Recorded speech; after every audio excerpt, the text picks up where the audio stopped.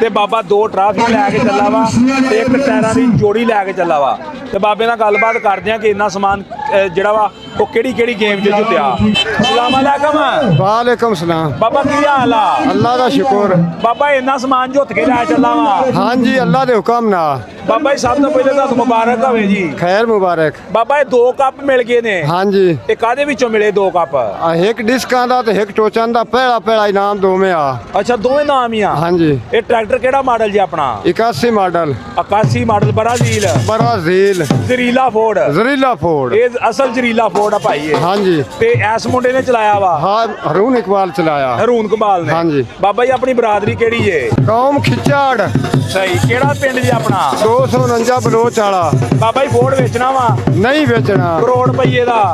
ਮੈਂ ਨਾ 5 ਕਰੋੜ ਰੱਖੇ ਨਹੀਂ ਵੇਚਣਾ। ਲਓ ਜੀ ਬੜੀ ਗੱਲ ਆ ਬਾਬਾ। ਬਾਬਾ ਤੈਨੂੰ ਮੁਬਾਰਕ ਹੋਵੇ। ਖੈਰ ਤੇ ਮੁਬਾਰਕ। ਮੇਲੇ 'ਚ ਟਰੈਕਟਰ ਲਿਆਉਣ ਦੀ ਕੀ ਤਿਆਰੀ ਕੀਤੀ ਟਰੈਕਟਰ ਨਾਲ? ਮੇਰੇ ਖਿਆਲ ਨਾਲ ਤਾਂ ਜਿੱਦਾਂ ਬੰਦਾ ਪਿਆ ਉਦਾਂ ਹੀ ਲੈ ਆਂਦਾ। 34 ਸਾਲ ਹੋ ਗਿਆ ਰੱਖੇ ਹੋਏ ਨੂੰ।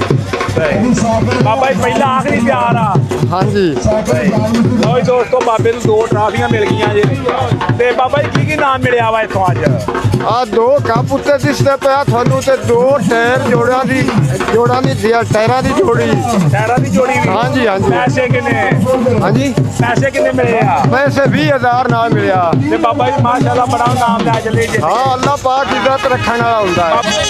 ਲਓ ਜੀ ਦੋਸਤੋ ਬਾਕੀ ਟਰੈਕਟਰ ਦਾ ਲਓ ਜੀ ਦੋਸਤੋ ਬਾਕੀ ਤੁਹਾਨੂੰ ਟਰੈਕਟਰ ਚੈੱਕ ਕਰਾ ਦਿੰਦੇ ਆ ਤੇ ਬਾਬੇ ਨੂੰ ਅੱਜ ਪੈ ਗਏ ਮਾਸ਼ਾਅੱਲਾ ਹਾਰ ਤੇ ਬਾਬੇ ਦੀਆਂ ਮੁੱਛਾਂ ਚੈੱਕ ਕਰੋ ਤੇ ਬਾਬੇ ਦਾ ਫੋੜ ਚੈੱਕ ਕਰੋ ਜੀ।